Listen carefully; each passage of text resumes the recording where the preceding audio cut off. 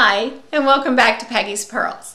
Today's pearl is about recording payments for customers and for home shows.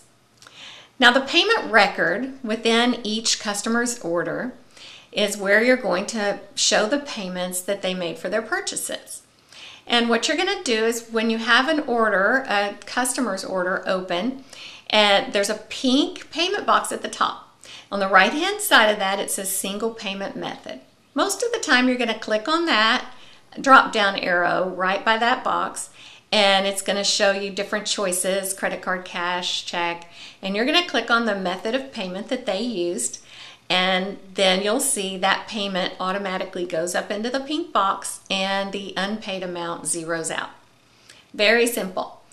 Occasionally though, you're going to have a customer that wants to put half or a third or whatever. They want to make part of the payment in one form and pay for the rest of it in another form. Credit card, cash, credit card, check, in any combination. And you want to do that for them, and there's an easy way to record that. And what you're going to do is click on where on the left-hand side of the pink payment box it says multi-payment. Simply click on that and a box is going to come up that's going to allow you to put in the different payments that she made. Towards the bottom part of the box, there's kind of a red line, and right under that you'll see number, account, transaction type, amount. What you're going to do is the number, if there's a check number, you can put a check number, anything that associates that payment. Then account, most of the time you're going to click on the drop down arrow and choose undeposited funds.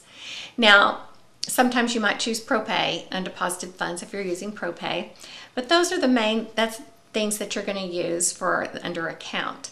Then it's going to say transaction type. Again, you're going to choose credit card, cash, check, and then the amount. Whatever amount they're going to put on that, either the card or the check, you put that amount there and then click on the button that says add payment. Automatically, you'll see the payment move up into the box at the top.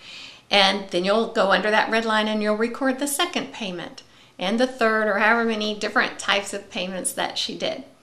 Then that's gonna, once you've made those and you've put those amounts in there, that should zero out her total and show her as paid. Now, there are times that you might need to do something different, and that is, let's say you said, if you book a show, I'll pay your shipping. So you're going to pay that $4. Or maybe you said it was a certain tax rate, and then you realized, oh, I had the wrong tax rate, so they owe me 70 or cents, but I don't want to call them and have them send me 70 cents. I'm going to just take care of that. I'm going to pay for the 70 cents, or I'm going to pay for that $4 shipping, or any scenario that you can think of where you might be paying part of her amount, whether you gave her a special, whatever. So if you're paying part of her total, then you put in her payment as the total that she paid, and then you'll see that $4 is left unpaid. And it'll be in that very bottom section that's white, and there's a button there that says write off.